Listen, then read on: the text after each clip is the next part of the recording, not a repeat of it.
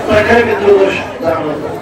काही सेवेकडे असे सुद्धा आहेत जे अनेक वर्षापासून पिंडदान नारायण सारखे विधी करतायत, पण तरी पितृदोषाचा त्रास त्यांच्या कुटुंबाला अखंड आहे।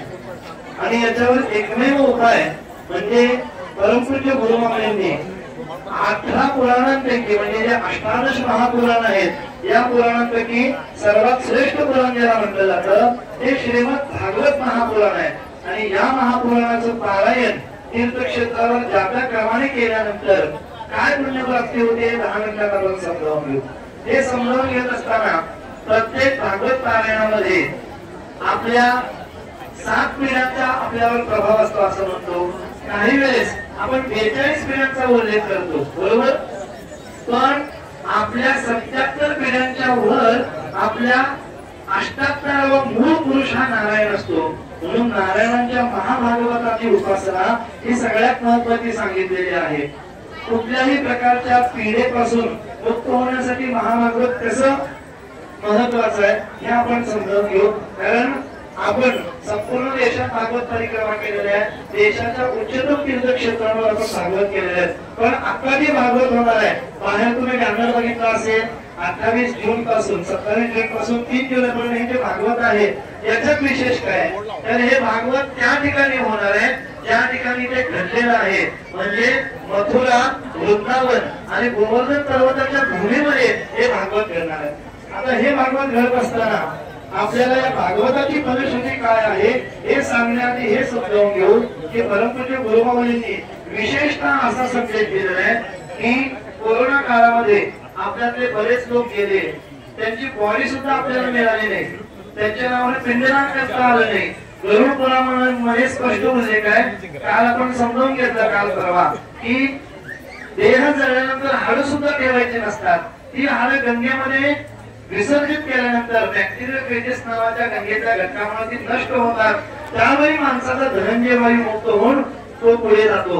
या सगळ्या गोष्टी जरी बाजूला ठेवल्या तरी अंत्येष्टी विधी आज कुठल्या स्मशानात केला जातो नाही केला जात। या गरुड पुराणामध्ये इथपर्यंत सांगितलेलं आहे की मृत्यूला मंत्रागिरी देत असताना त्या व्यक्तीच्या दोन्ही हातामध्ये भाताचे पिंड ठेवावेत का कारण तो प्रेतात्मा ज्यावेळी हा मर्त्यलोक भेदून यमलोकाच्या दारात जातो।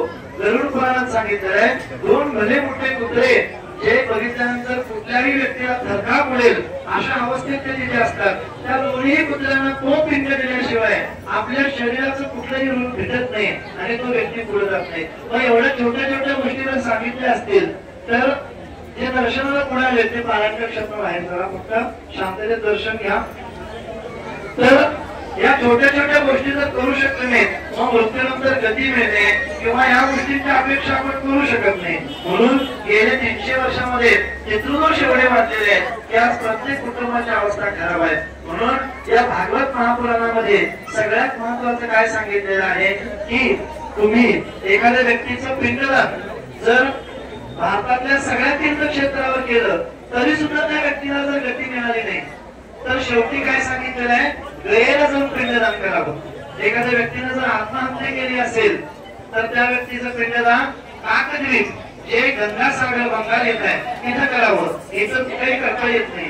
पण हे सगळं करता करता असं सांगितलेलं आहे की काही लोकांचे कर्म एवढे खराब असतात की मेल्यानंतर गयेला पिंडदान केलं तरी त्याला गती मिळत नाही।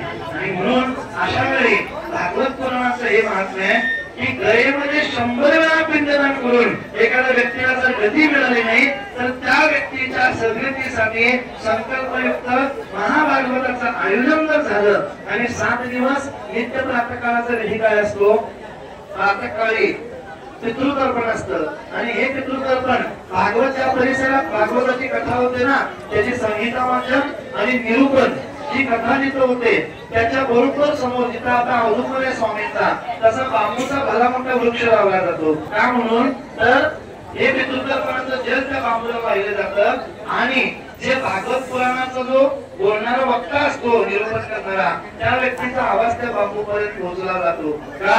कारण बांबू हा आपला कुलवृक्ष आहे, त्याला वंशवृक्ष म्हणतात. म्हणून वंशाशी संबंधित कुठलंही काम असेल तरी बांबू वापरला जातो. म्हणून लग्नामध्ये तुमचा वंश वाढावा, मुलं वाढावं म्हणून शेवटचा वेळी ऐरणी प्रधान असतो, तो सुद्धा बांबूचा असतो.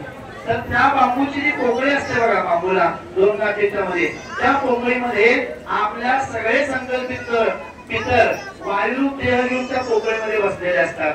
आणि म्हणून रोज एका दिवसाचं निरूपण ऐकल्यानंतर त्यांची तत्वशुद्धी होते आणि एका पोकळीतून ते वर जातात. अशा 7 दिवसाच्या 7 निरूपणानंतर तो आत्मा मुक्त होतो. हे केवळ भागवताच्या श्रवणानं होतं. आणि म्हणून वृंदावनामध्ये आपण साध्या सुद्धा पाण्याने तर्पण करणार नाही आहोत, तर यमुनेच्या नदीला तर्पण करणार आहोत. आता यमुनेच्या पाण्याने तर्पण करण्याचं काय महत्व आहे, तर यमुना ही सूर्यकन्या आहे, ती यमाची सख्खी बहीण आहे बरं का, म्हणून तिचं नाव यमुना आहे.